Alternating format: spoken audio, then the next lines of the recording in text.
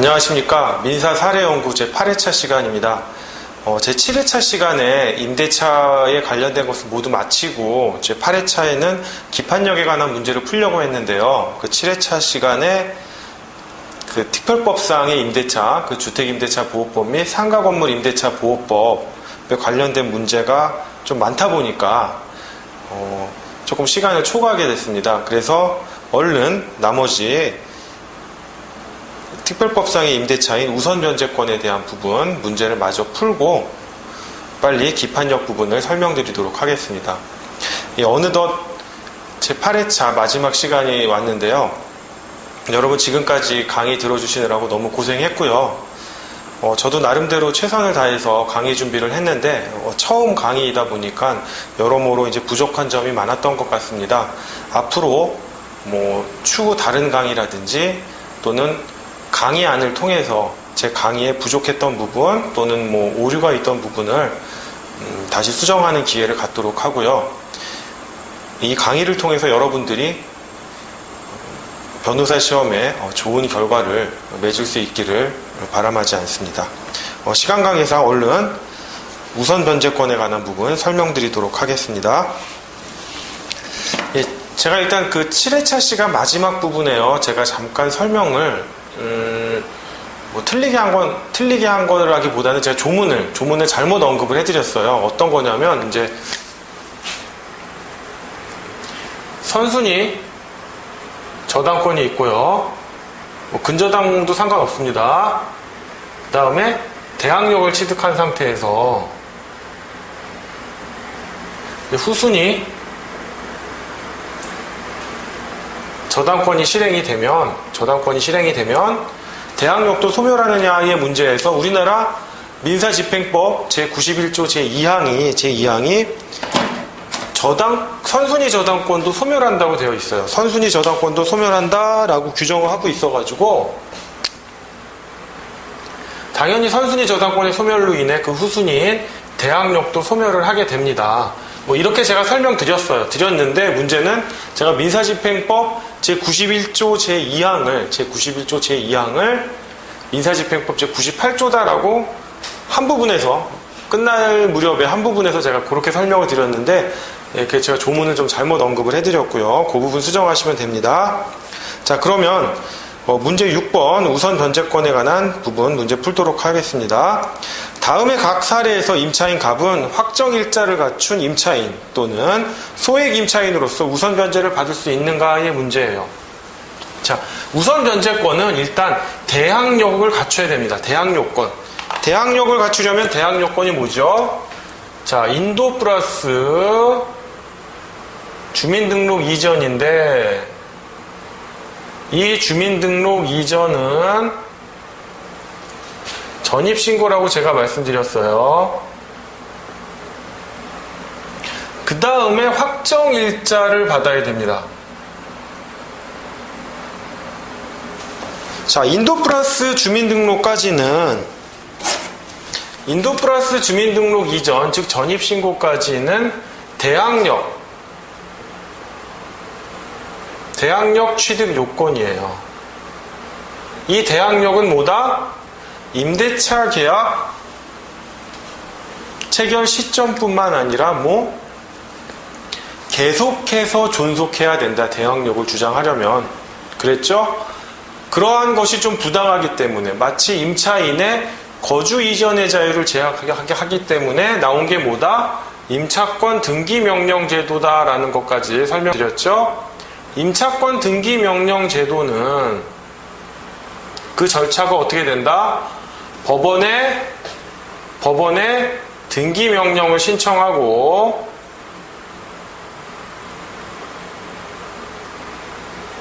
법원이 등기 명령을 하면 임차권 등기가 된다.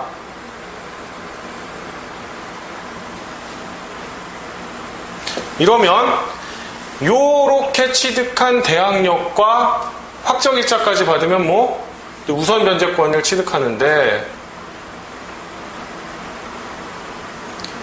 대항력과 우선 변제권을 취득하는 방법이 이런 방법이 있고 임차권 등기 명령 제도를 통해서 취득하는 방법이 있어요.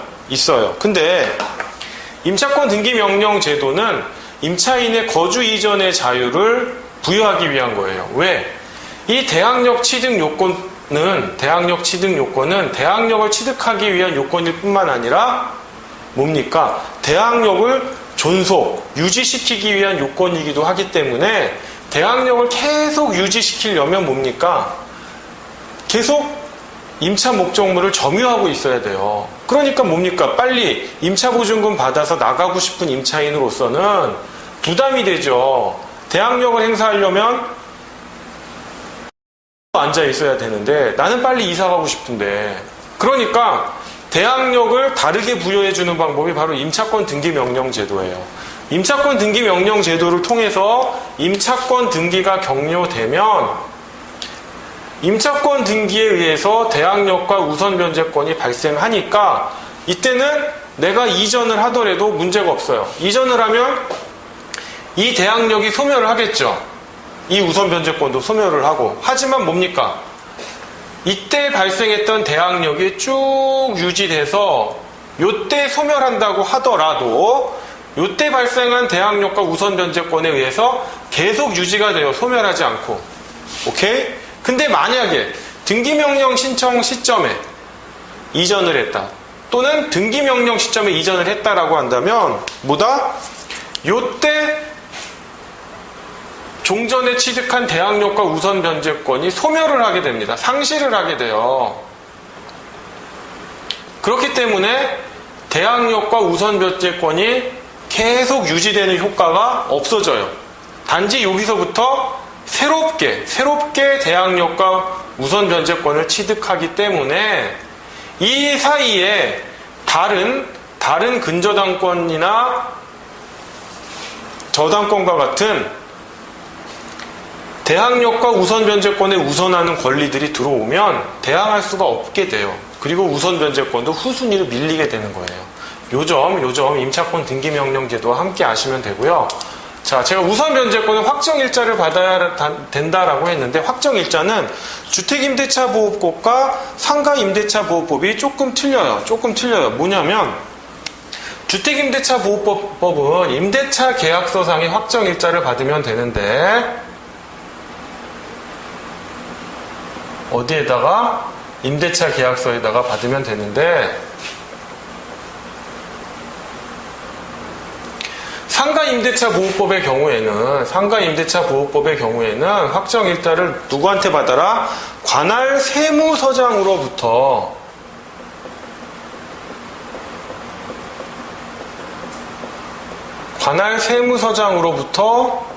어디에? 임대차 계약서에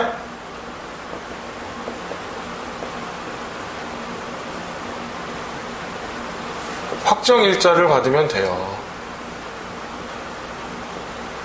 요 점이 좀 틀려요. 똑같은 확정일자고 임대차 계약서에다 받는데, 이거는 뭐 법무법인 같은 공증사무소에 가서 받아도 되고, 뭐 동사무소에서도 받아줍니다. 확정일자를 다 해줘요. 법원에서도 해주고요. 그런데 상가임대차보호법상의 확정일자는 관할 세무서장으로부터 받아야 된다는 점, 그 점이 조금 차이가 있습니다. 그 다음에 확정일자를 받으면 우선 변제권이 생기고, 또 다른 별도의 요건을 갖출 필요 없이 최우선 변제권도 발생을 해요. 다만 최우선 변제권은 뭐다? 법이 정한 권역별로 정해진 일정 금액의 보증금 이하인 경우에만 최우선 변제권이 인정되는 거예요. 뭐 최우선 변제권이 인정되기 위한 별다른 요건이 있는 건 아니에요. 다만 최우선 변제권이 인정되고 나서 최우선 변제권을 행사하는 데 있어서는 조금 틀려요. 그냥 우선 변제권은 요거 좀 지울게요. 그냥 우선 변제권은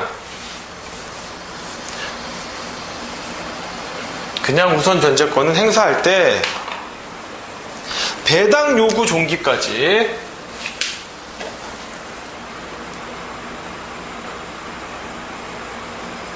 배당 요구 종기까지 대항력 유지하면 돼요. 유지하면 되는데 최우선 변제권의 행사 요건은 뭐 여러 개의 요건들이 있지만 가장 두드러진 차이는 뭐다? 경매 개시 결정, 기입, 등기, 경매 개시 결정, 기입 등기 전부터 대항력을 취득해야 되고, 대항력을 취득해서 언제까지? 배당 요구 종기까지. 이건 동일해요. 배당 요구 종기까지 대항력을 유지해야 된다. 이런 차이가 있어요. 이 점만 알고 계시면 돼요. 그게 조문에도 명시적으로 있습니다. 조문에도 제8조에 보시면 주택임대차 보호법 제8조에 보시면 제8조 1항이죠. 1항에 보시면 나와 있습니다. 요점 숙지하시면 되고요. 요 정도만 아시면 돼요. 그리고 바로 문제로 들어가겠습니다. 자, 문제 1번인데요.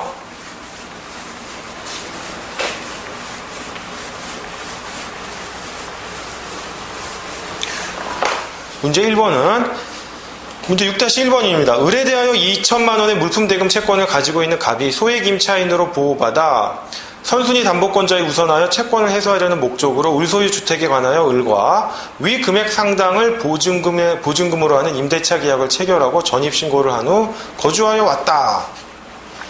갑은 우선 변제를 받을 수 있겠습니까? 안 되죠. 최우선 변제도 당연히 안 되고요. 우선 변제권이 없으니까.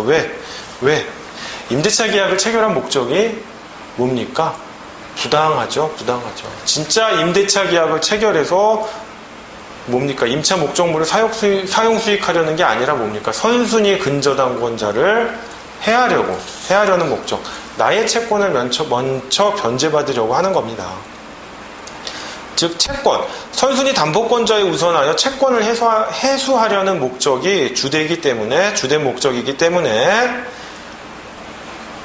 그러한 임차인을 주택임대차 보호법상의 우선 변제권이 인정되는 임차권 내지는 소액 임차인으로서 최우선 변제권을 부여할 수도 없어요. 안 되는 겁니다. 자, 그 다음에 문제 6-2번입니다. 문제 6-2번은 어려운 건 아니에요. 길긴 한데 그냥 간단하게 말씀드리면 이거예요. 갑은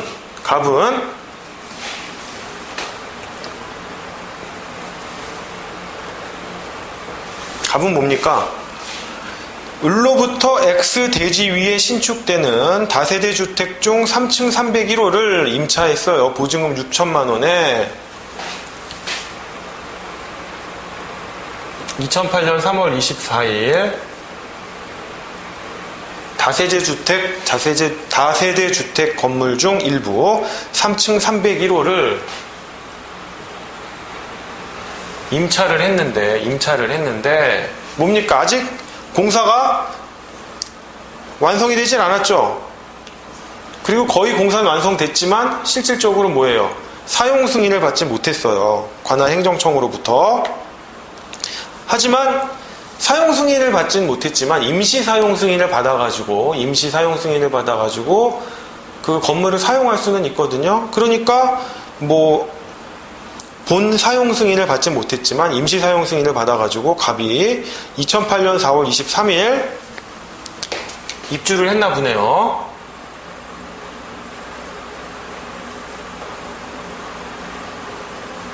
하지만 여전히 입주를 하고 뭡니까? 24일 전입신고하고 30일 확정일자 받았네요. 그러면 한번 테스트 해볼까요? 대항력이 발생하는 시점은 언제입니까? 주택을 인도받고 전입신고가 이루어진 다음날 0시부터니까 25일 0시. 우선 변제권이 발생하는 날은 확정일자를 받은 날이죠. 주택임대차 보호법이 적용되니까 임대차 계약서에 확정일자를 받으면 됩니다. 관할 세무서장에 확정일자는 필요 없어요. 따라서 30일 날 우선 변제권이 발생하는 건 맞아요. 그런데 그 이후에 을이 어떻게 했습니까? X 대지와 다세대 주택을 병에게 증여를 하죠. 대지와 건물을 각각 증여를 해요. 그 다음에 병은 X 대지에 관하여 정을 또 근저당권자로 내세워요. 즉 근저당권 설정을 합니다.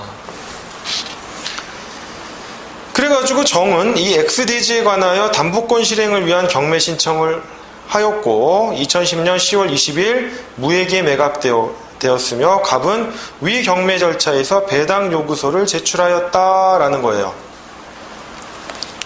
근데 위 다세대 주택은 준공전의 입주 및 공사 미비 등으로 인하여 아직 사용 승인을 받지 못한 상태고 미등기 상태다라는 거예요. 건물은 아직까지도 미등기 상태. 그러면 이 갑이 입주도 했고 전입신고도 해서 뭡니까? 대항력 취득했죠.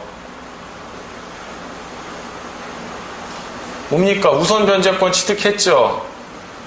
했는데 미등기 상태예요. 그죠? 미등기 상태이고 문제점이 뭡니까? 문제점이 미등기 상태다.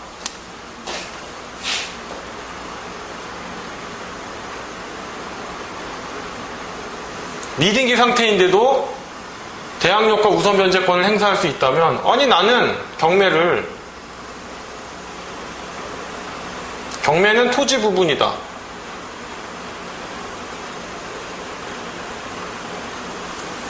이런 주장들을 할 수 있을 거란 말이에요. 보시면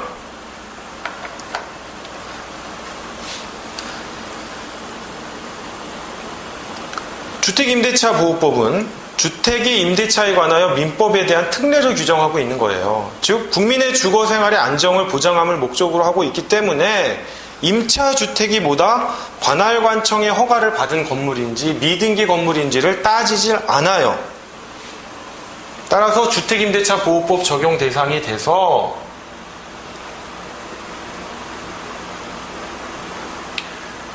대항력과 우선 변제권을 행사할 수가 있어요.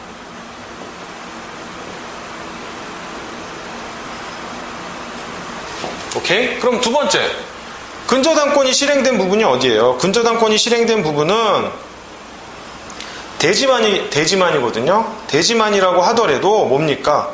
대항 요건 및 확정 일자를 갖춘 임차인 또는 소액 임차인은 임차주택과 그 대지가 함께 경매될 경우뿐만 아니라 임차주택과 별도로 그 대지만이 경매될 경우에도 그 대지의 환가대금에 대하여 우선 변제권을 행사할 수 있고 심지어 임대차 성립 당시에 임대인의 소유였던 대지가 타인에게 양도돼요. 지금 타인 누구죠? 병에게 양도됐죠?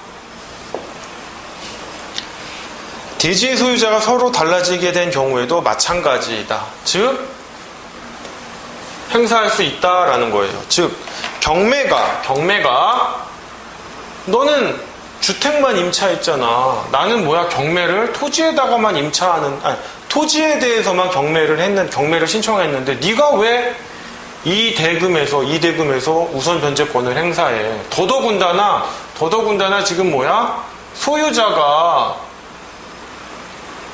종전 임대인, 종전 소유자 겸 임대인이겠죠. 종전 소유자 겸 임대인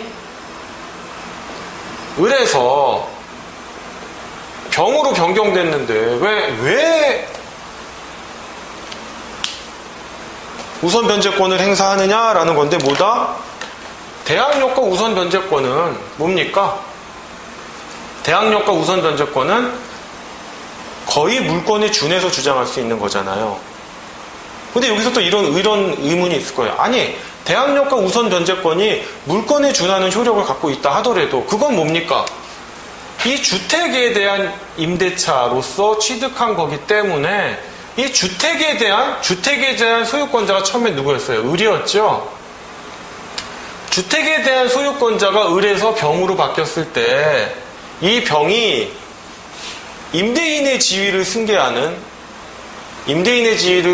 신소유자, 즉 갑이 대항할 수 있는 소유자인 거지 왜 난 대지의 소유자인데?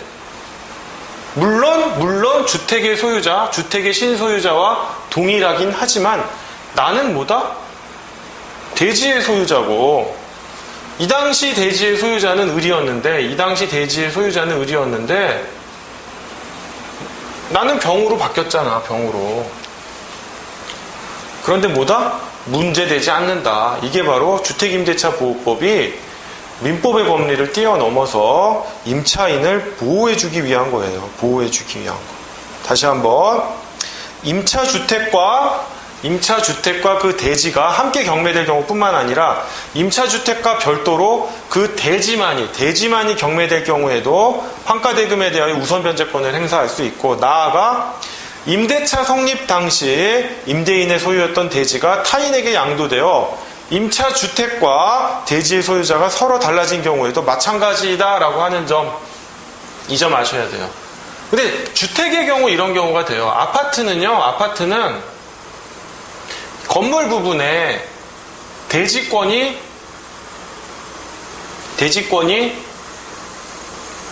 우리가 흔한 말로 입힌다 그래요. 대지권을 입힌다 그래가지고 이 건물 부분하고 대지 부분이 하나의 일체로서 같이 움직여요. 대지권 등기랑 즉 대지권에 대한 공유 지분이 되겠죠. 대지에 대한 공유 지분과 건물 전유 부분에 대한 소유권이 한꺼번에 같이 움직여요. 분리해서 처분할 수가 없어요. 근데 주택은 다세대 주택이든 다가구 주택이든, 지난 7회차 시간에 제가 다세대와 다가구 주택 차이점 설명했죠. 다가구 주택은 뭐다? 하나의 소유권. 다세대 주택은 뭐다? 별개의 각각의 소유권이다. 구분 호실별로 그렇게 말씀드렸어요. 여러분이 등기부를 보시면요, 주택은요 항상 등기부가 2개예요. 2개라는 게 뭐 갑구, 을구 뭐 이렇게 돼 있다는 게 아니라, 건물, 즉 주택에 대한 등기가 따로 있고요, 대지에 대한 등기가 따로 있어요. 그래서 여러분이 주택을 매매할 때는 2번 등기하셔야 돼요. 건물에 대한 등기, 대지에 대한 등기를 따로 하셔야 돼요. 그래서 심지어 주택과 대지의 소유권자가 달라지게 되는 경우가 생기는 거예요. 그래서 이런 문제가 나올 수 있는 겁니다.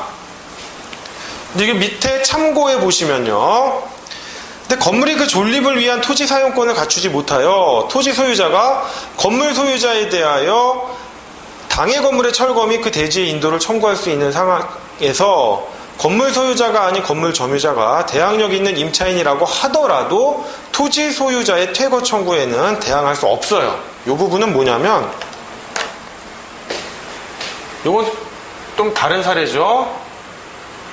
토지 소유자가 A고 건물 소유자가 B예요. 건물 소유자예요.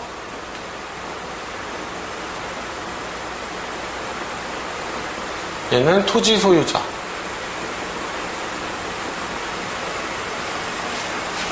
근데 이 건물 소유자 B가 토지에 대한 이용 권한이 없어요. 무슨 임대차가 됐든 뭐 지상권과 같은 물건이 있으면 제일 좋고요. 심지어 임대차나 사용대차 같은 토지에 대한 이용 권한이 없어요. 이런 상태에서 C라고 하는 임차인이 건물을 임차했는데 이 사람은 대항력을 다 갖췄단 말이에요. 대항력을 갖췄다고 해서 A한테 대항할 수 있느냐? 이건 아니다라는 거죠. 왜? 네가 받은 임차권, 건물에 대한 임차권은 결국 뭐다? 토지 소유자에 대한 토지 사용권이 없는 임차권이란 얘기예요. 대항력을 갖췄다는 거는 즉 누구? B에게 대항할 수 있다는 것 뿐이지, 애초에 B가 뭡니까? B가 갖고 있는 건물에 대한 소유권은 뭡니까? 토지에 대한 정당한 사용권이 없는 반쪽짜리 건물 소유권이었어요. 그 소유권에 의해서 임대차 계약을 체결했기 때문에 이 제한이 그대로 가는 거예요. 따라서 너의 임차권도 결국은 뭐다? 건물을 임차할 수는 있지만 토지 사용권이 제한된 건물 임차권이라는 거예요. 따라서 대항력을 갖췄다 하더라도 그건 B에 대한 대항력이지 나한텐 대항할 수 없어라는 점이에요. 요 점은 다르죠. 애초에 토지에 대한 사용권이 있었어요. 왜? 동일한 을소유였기 때문에 이거 판례 구분하셔야 됩니다. 자, 넘어갈게요. 6-3번입니다. 자, 6-3번은 제가 이제 말씀드린 거예요. 문제를 딱 읽어보시면 뭐다? 우선 변제권의 행사 요건은 뭐다? 배당 요구 종기까지 대항력을 유지하여야 하는데 소액 임차인의 최우선 변제권, 소액 임차인의 최우선 변제권의 행사 요건은 뭐다? 경매 개시 결정의 기입 등기 전부터 대항력을 갖고 있어야 하고, 그리고 배당 요구 종기까지도 대항력을 유지해야 한다라는 겁니다. 그거예요. 그거기 때문에 뭐 날짜가 나오고 복잡하게 나와 있는데 아무것도 아닌 겁니다. 요 제가 관련된 내용은 뭐냐면 왜 배당 요구 시까지가 아니라 배당 요구 종기까지 대항력을 유지해야 하는가라는 거에 대한 그 대법원 판례가 그 이유들을 나열하고 있는 거예요. 예, 그 다음에 풀어볼 문제는요, 6-3번 문제입니다. 6-3번. 근데 6-3번 문제에서 문제가 되는 거는요, 일단 이제 확정일자를 받았기 때문에 이제 우선 변제권은 당연히 취득하겠죠. 당연히 취득하는데, 여러분 이제 우선 변제권하고 헷갈리는 게 소액 임차 보증금에 대한 최우선 변제권이에요. 최우선 변제권. 이 부분을 조금 제가 좀 자세히 설명을 드리면요. 일단 이제 그 민법상의 임대차와 달리 특별법상의 임대차에서 임차인을 보호하기 위한 것들이 뭐였어요? 다시 한번 설명드리면 대항력이 있었죠. 대항력이 있었는데 이 대항력을 구비하는 요건이 뭐다? 자, 일단 조문 한번 보실까요? 조문 보시면 주택임대차보호법입니다.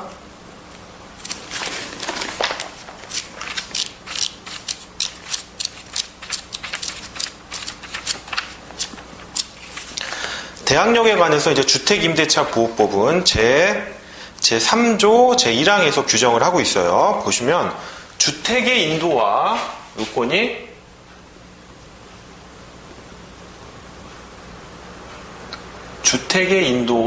뭡니까? 주민등록을 마친 때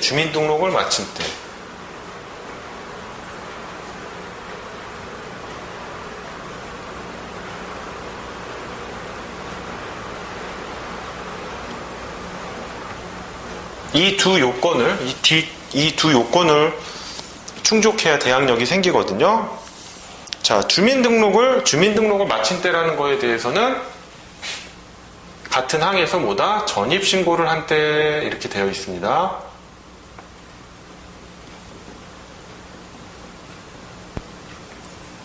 그래서 주택임대차보호법상 대항력을 갖추려면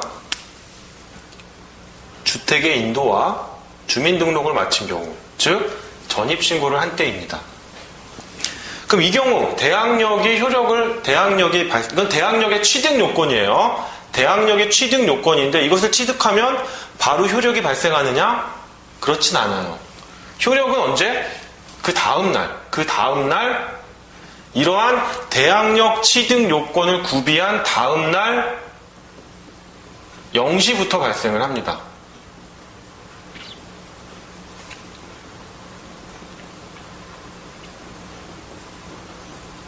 여러분 그냥 이 귀에 그냥 이 요건을 그냥 딱 숙지를 하고 계세요. 그러면 상가건물 임대차보호법상 대항력은 언제 취득하느냐? 일단 상가건물의 인도가 있어야겠죠. 상가건물의 인도가 있어야 되고 그 다음에 뭡니까? 상가건물 임대차보호법상 대항력은 상가건물 임대차보호법 제3조 1항에 보시면 상가건물의 인도와 세법상 사업자 등록 신청이 있어야 돼요.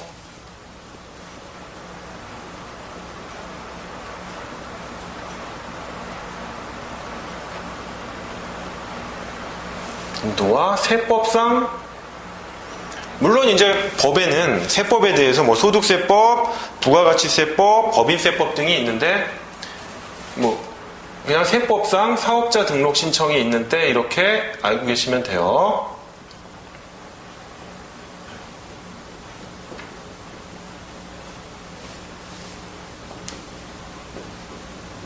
자, 이거는 상가건물 임대차 보호법상 대항력 취득 요건입니다. 그러면 대항력 취득 요건을 구비했을 때 대항력의 효력이 발생하는 시기는 언제? 마찬가지로 그 다음날 0시부터 발생해요.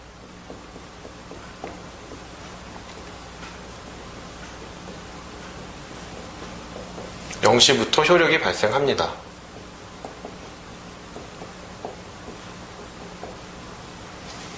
오케이? 그러면 이 대항력에 이어서 우선 변제권은 어느 시점에 발생하느냐? 우선 변제권은 뭐다? 여기다 확정일자를 받아야 해요. 확정일자를 받아야 하는데, 자, 주택임대차 보호법상 우선 변제권의 요건은 몇 조? 주택임대차 보호법 제3조의 2, 제2항에 되어 있어요. 확정일자를 받아야 한다, 이렇게 되어 있고요. 상가건물 임대차 보호법에는 보시면은 제5조 제2항에 규정이 되어 있습니다. 근데 이 확정일자에 대해서요, 상가건물 임대차 보호법은 조금 특이하게 관할 세무서장이 임대차 계약서에다가 확정일자를 부여할 것을 요구하고 있어요.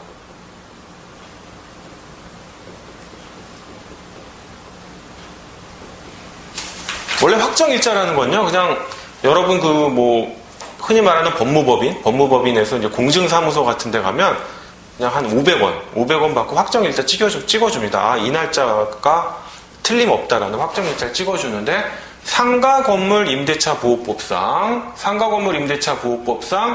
확정일자를 받는 방법은 관할 세무서장이 임대차 계약서에다가 확정일자를 부여해야 된다. 요 점이 좀 특이한 거예요.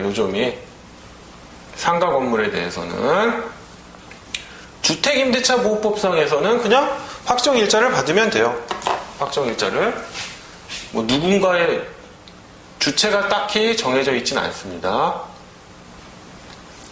그러면 확정일자를 받을 때 확정일자를 받아야지만 생기는 효력이 뭐다? 확정일자를 받아야지만 생기는 효력이 바로 우선 변제권이에요. 즉 뭐다? 우선 변제권은 대항력을 취득하고 그리고 나서 확정일자를 받아야 취득하는 거예요.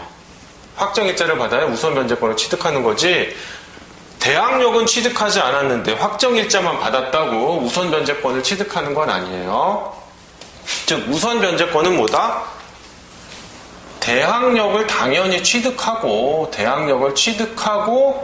확정일자를 받았을 경우에 우선 변제권을 취득하는 겁니다. 그러면 우선 변제권, 즉 확정일자의 효력은 언제 발생하느냐? 당연히 확정일자를 받은 날 효력이 발생을 해요. 효력을 발생하는데, 근데 문제는 대항력을 먼저 취득하고 나서 확정일자를 받으면 확정일자를 받은 날 우선 변제적 효력이 생기는 건 맞아요. 맞는데 반대로 확정일자는 먼저 받았는데 대항력의 취득 요건은 아직 구비하지 못했다라고 하면 우선 변제권 당연히 취득 못하죠. 왜? 우선 변제권의 요건은 대항력 플러스 확정일자니까. 그러면 이 경우 확정일자를 먼저 받은 경우에는 대항력 취득 요건을 구비한 시점이 아니라 뭐다? 대항력 취득 요건을 구비해서 그 다음날 0시부터 대항력의 효과도 발생하고 우선 변제권의 효과도 같이 발생하는 겁니다. 요 점 주의하셔야 돼요. 대항력을 취득하고 나서 확정일자를 취득하면 아무 문제가 없는데, 반대의 경우에는 대항력을 취득한 날 다음날 0시부터 대항력의 효력이 발생하고 그때 우선 변제 효력도 발생한다라는 점. 발생한다라는 점 주의하시기 바랍니다. 그러면 여러분들이 또 헷갈리는 게요. 최우선 변제권이라는 개념이에요. 최우선 변제권 이러니까 여러분들이 뭘 헷갈리시냐면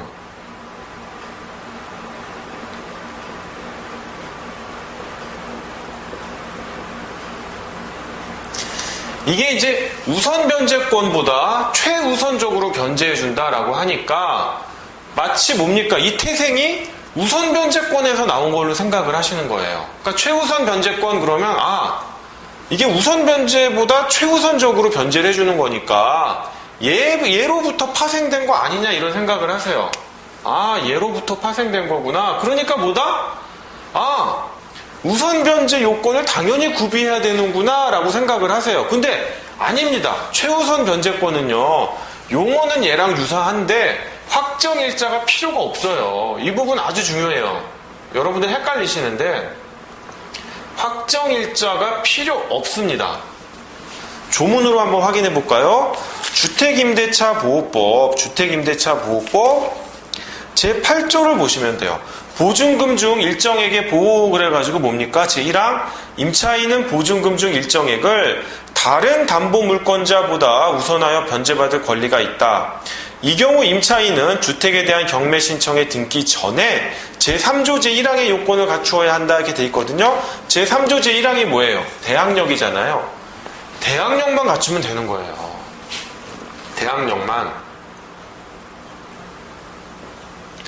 대항력만 필요해요.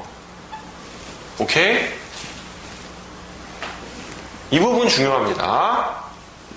용어가 비슷하다고 해서 우선 변제권의 요건을 갖춘 다음에 뭔가 또 다른 요건이 있나 보다. 또는 기본적으로 우선 변제권의 요건을 갖추어야지만 뭐가 행사할 수 있나 보다. 최우선 변제권을 아니라는 거예요. 확정일자 필요 없고 대항력만 있으면 된다. 다만 대항력 취득 시점이 언제? 경매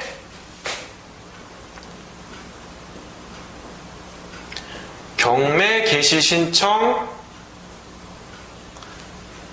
기입 등기 전에 대항력을 취득해야 한다. 요 점이 중요해요. 왜냐? 우선 변제권은 보시면 우선 변제권을 행사하려면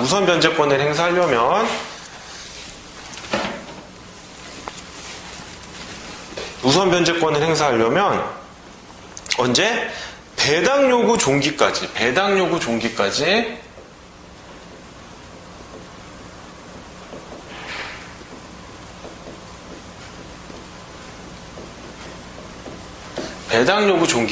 대항력 플러스 확정일자를 유지를 해야 돼요.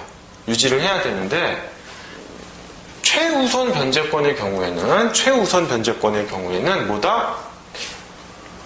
경매 개시 신청 기입 등기 전에 대항력을 취득하고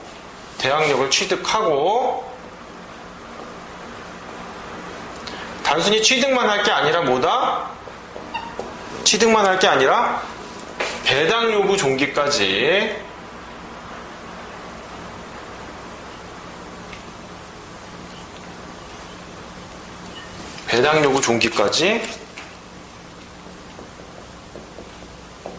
대항력을 유지해야 됩니다. 자, 우선 변제권은 배당 요구 종기까지 대항력만 유지하면 돼요. 유지하면 되고 최우선 변제권은 확정일자는 필요 없지만 경매 개시 신청 기입 등기 전에 대항력을 취득한 후 배당 요구 종기까지 대항력을 유지해야 됩니다. 이런 차이가 있어요. 그러니까 이 부분을 주의하셔야 됩니다. 그래서 여러분이 문제를 보실 때 확정일자를 받았다라고 하면 뭡니까? 우선 변제권하고 최우선 변제권을 같이 고려를 해줘야 돼요. 근데 확정일자를 안 받았다라고 한다면 우선 변제권 문제는 날아간 거예요. 최우선 변제권만 따지면 돼요. 물론 대항력은 기본적으로 다 따져야 되는 거고요. 예. 이렇게 조금 기본 이론을 설명한 다음에 6-3번 문제를 한번 풀어볼게요. 6-3번 문제. 칠판 좀 지우겠습니다.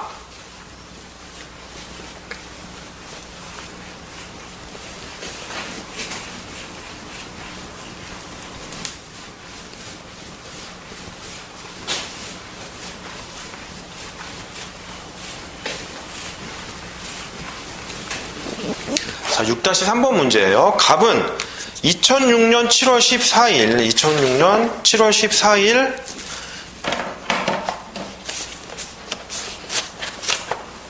자, 보시면 갑은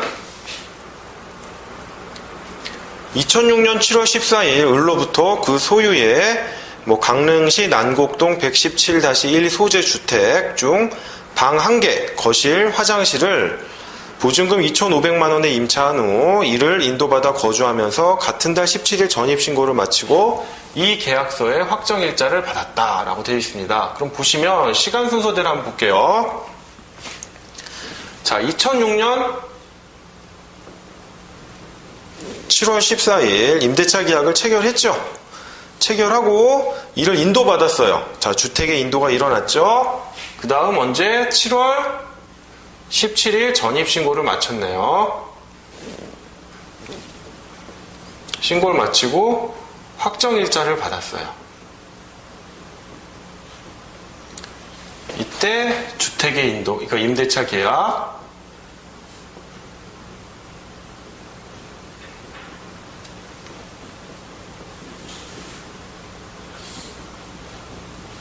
주택의 인도가 있었어요. 자, 그러면 대항력을 취득한 시점이 언제예요?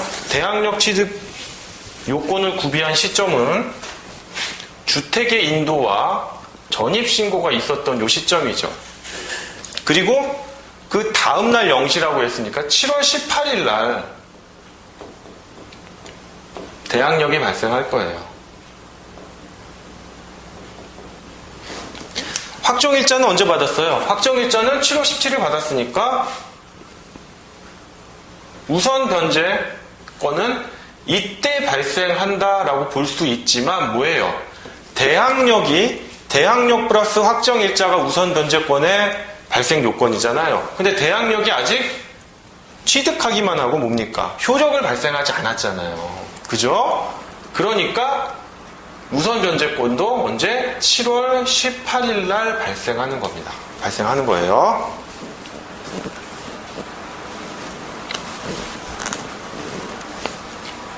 자, 그러면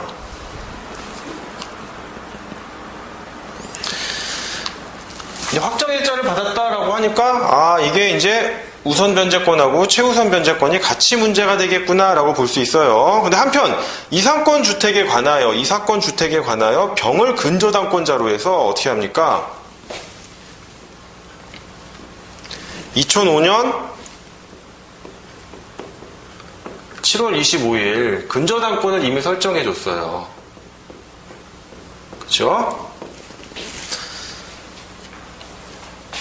그리고 2009년 7월 29일자에는 또 제2순위 근저당권이 설정돼 있었어요. 그래서 2007년 7월 2일 언제? 경매 개시 결정의 기입 등기가 맞춰졌거든요. 그러니까 이 시점에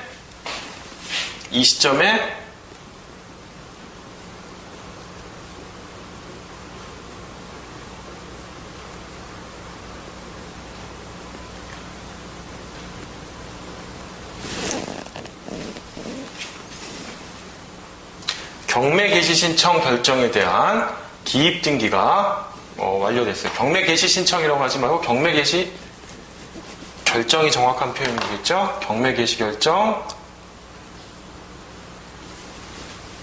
기입 등기, 경매 개시 신청 결정에 관한 기입 등기가 맞춰졌어요. 즉 2005년 7월 25일에 1순위 근저당권이 설정돼 있었고 2005년 7월 29일자로 2순위 근저당권이 설정돼 있었는데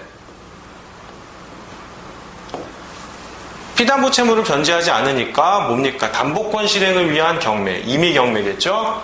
임의경매를 신청해서 경매 개시 결정 기입 등기가 격려가 됐어요. 그러면 사실 우선 변제권은요 어떤 의미가 있냐면 경매가 됐을 때 배당이 일어나잖아요. 그때 담보권자의 지위로서 배당을 받겠다라는 거예요. 따라서 선순위 근저당권자가 있으면 그 사람 먼저 배당받고 나머지 목을 배당받는 거예요. 사실 그 경우에는 대항력을 주장하는 게 좋죠. 물론 이제 대항력이 선순위 근저당권자보다 앞선다는 전제 하에서 대항력하고 우선 변제권이 다 선순위 근저당권보다 후순위면 뭐 주장할 게 없죠. 대항력은 소멸하는 거고. 왜냐? 선순위 근저당권이 경매 신청으로 인해서 경매가 개시되면 선순위 근저당권 소멸하죠. 그러면 그 뒤에 있는 대항력도 소멸하는 거예요. 결국 우선 변제권만 남아서 배당을 받게 되어 있습니다.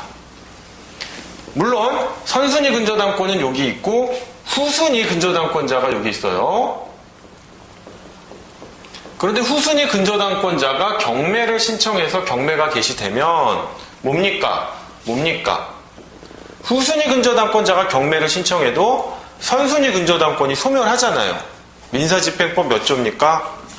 이 정도 조문은 이제 알고 계셔야 돼요. 민사집행법 보시면 민사집행법 제91조 제2항입니다. 매각부동산 위의 모든 저당권은 매각으로 소멸된다라고 하고요. 담보권 실행을 위한 임의경매 절차 규정에서 요 제91조 제2항을 준용을 해요. 그러니까 이 경우에도 제91조 제2항이 적용이 되는데 후순위 근저당권자가 경매를 신청해서 경매가 개시되면 선순위 근저당권이 소멸하고 이에 따라 대항력도 소멸하는 거예요. 즉 선순위 근저당권자가 경매를 신청했건 후순위 근저당권자가 경매를 신청했건 대항력은 다 소멸하는 겁니다. 후순위에 있다면 선순위보다. 어쨌거나 일단은 이렇고요. 그러면 제가 뭐라고 그랬어요? 경매 개시 결정 기입 등기 전에 경매 개시 결정 기입 등기 전에 뭡니까? 대항력을 취득해야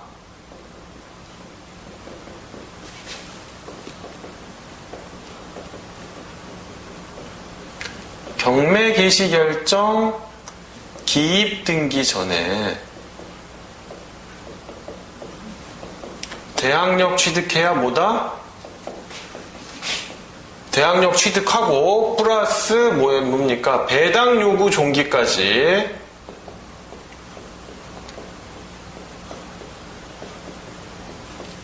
대항력을 유지해야 뭡니까? 최우선 변제권을 행사할 수 있다고 했잖아요. 그죠?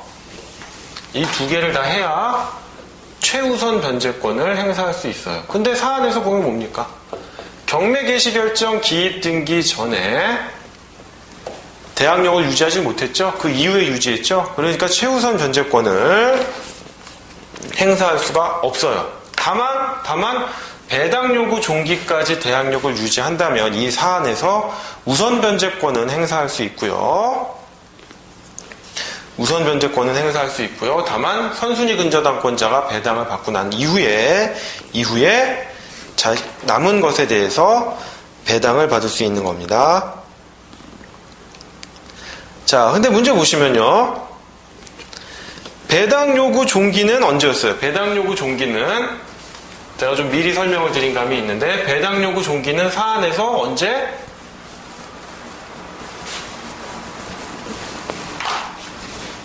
사안에서 보시면 2008년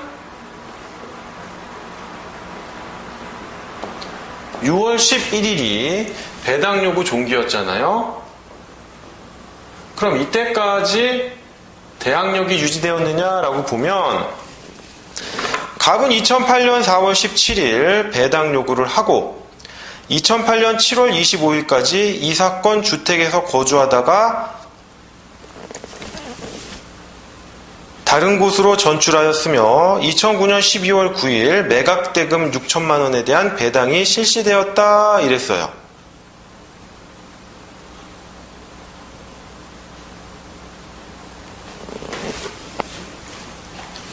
자, 그러면 제가 설명을 잘못 드렸네요. 제가 설명을 지금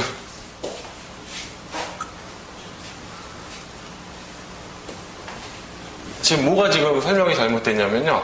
경매 개시 결정 기입 등기가 어떻게 돼 있어요? 제가 지금 문제를 잘못 읽고요. 2006년